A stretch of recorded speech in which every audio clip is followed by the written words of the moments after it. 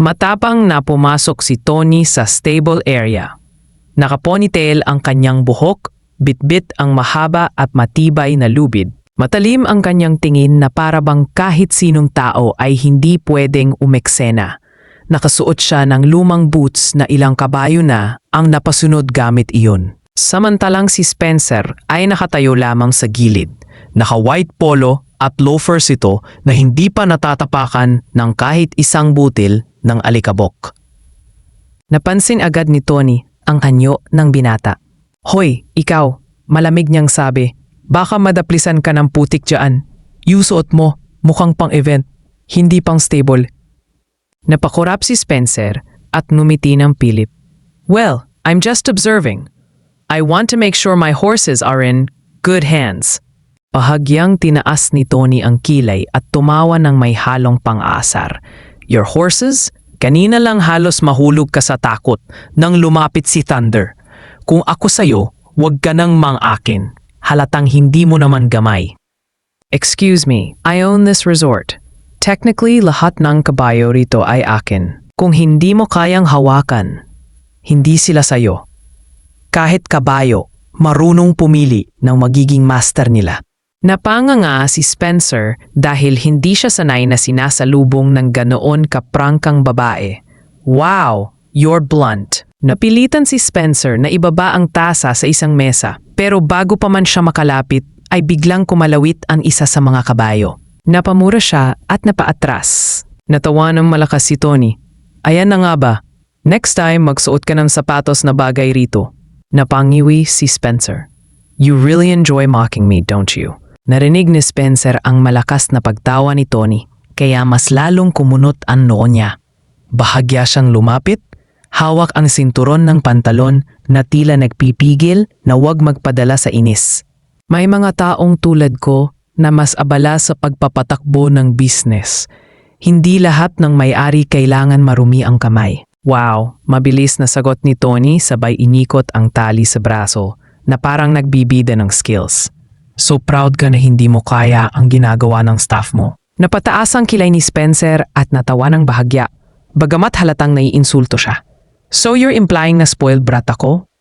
Bahagyang yumuko si Tony. Pinisil ang dulo ng lubid bago siya muling tumingin kay Spencer. Matalim pa rin ang kanyang tingin, ngunit hindi na kasing lupit ng una. "Sinasabi ko lang kung ano ang nakikita ko. Pero at least nandito ka kahit mukhang wala kang alam. Hindi lahat ng may-ari bumababa sa level ng stable." Bahagyang nagulat si Spencer. Halata ang kaunting pagluwag ng ekspresyon niya. Tila hindi niya inasahan na may kasunod pa palang respeto sa sinabi ng dalaga. "So, that's your version of a compliment?" Umangat ang sulok ng labi ni Tony. "Pwede mong isipin na ganun. Huwag ka lang masyadong bilib sa sarili mo." Bago pa man makasagot si Spencer, ay biglang may sumigaw mula sa labas ng stable. "Tony, nandiyan ka ba, apo?" Agad siyang napalingon. Pumasok ang kapitan ng barangay at kasama nito ang isang matandang babae. "Lolo," mahina niyang bati, saka bahagyang ibinaba ang lubid at pinakawalan ang kabayo sa tabi niya. Sumulyap ang kapitan kay Spencer, saka bumalik kay Tony. "Kanina ka pa namin hinahanap. May kailangan tayong pag-usapan." Umiti ang matanda at lumapit kay Spencer. Hinawakan nito ang kamay niya ng may lambing. "Spencer, iho, nandito ka rin pala. Mabuti at nagkita tayo. Akala ko'y nasa resort ka lang." Bahagyang napakamot ng batok si Spencer at magalang nang umiti. "Ah, Lola, yes, I was just observing." Tumingin si Tony kay Spencer at nag-cruise ng mga braso. Observing nga raw. Inandilatan siya ng mata ni Spencer, ngunit hindi na sumagot, lalo na't naroon ang mga nakatatanda pa sa kanila. Amabante ang kapitan, tumingin sa apo niya ng may bigat sa boses. "Tony, samahan mo kami. May mahalagang pag-uusapan." Tumango ang dalaga at bahagyang itinuwid ang sarili na parabang nakahanda sa anumang susunod. Bago siya sumunod, dumapo muna ang tingin niya kay Spencer. Sa gitna ng makulay na piyesta sa bayan, nagsisiksikan ng mga tao sa plaza. May mga banderitas na nakasabit, tunog ng tambol at trumpeta mula sa banda, at amoy ng inihaw na baboy at manok na kumakapit sa hangin. Lahat ay masaya at abala, maliban kay Tony na nakaupo sa gilid kasama ang ilan sa kanyang barkada. Nakafando at maong siya, nakapusod ang buhok na parang isa sa mga lalaki kung tumayo at kumilos. Hawak pa niya ang bote ng malamig na soft drinks na inabot ng isa sa tropa. "Hoy, Tony," kantiyaw ng isa sa mga kaibigan niyang si June. "Narito na yung imported na bisita." Nakapolo na naman ang puti ng sapatos, halatang hindi sanay sa kalsada. Napalingon si Tony at agad nakita si Spencer na bagong dating. May bitbit pang buke na mukhang hindi alam kung kanino ibibigay. Napangiti si Tony at bahagyang umiling. Ewan ko ba kung bakit sumasama pa sa ganito. Baka isipin niya business meeting ito. Hindi nakaligtas si Spencer sa tingin ng mga lalaki. Nagbulungan ang tropa ni Tony at isa sa kanila ang tumayo at lumapit sa binata. "Bossing," ani June habang nakangisi, "ingat ka lang ha. Baka isipin mo sweet si Tony, pero mabangis yan. Pag nagalit, kahit kabayo, sumusuko." Napakamot si Spencer. "Thanks for the warning, pero I think I can handle her." Nagkatinginan ang mga lalaki at sabay nagtawanan. "Hala, siya na nga!" sigaw ng isa. Napataas ang kilay ni Tony sa narinig at sumabat. "Ano na naman ang pinagsasabi niyo riyan?" Sabay-sabay silang tumuro kay Spencer. "Abay Tony, may admirer ka." Halos mabitawan ni Tony ang hawak na bote at napaubo. "Admirer agad? Loko-loko kayo." Hindi pa man nakakasagot si Spencer ay narinig na ang malakas na boses ng mayor mula sa entablado. "Mga kababayan, welcome sa ating taunang pista ng bayan." Nagpalakpakan ang lahat at sabay-sabay na tumingin sa entablado. Pero bago pa mang makapagpahinga si Tony, tinawag ng mayor ang pangalan niya. At syempre, dagdag ng mayor, "Hindi kumpleto ang selebrasyon kung hindi natin kikilalanin ang ating mga kababayan na nagiging inspirasyon.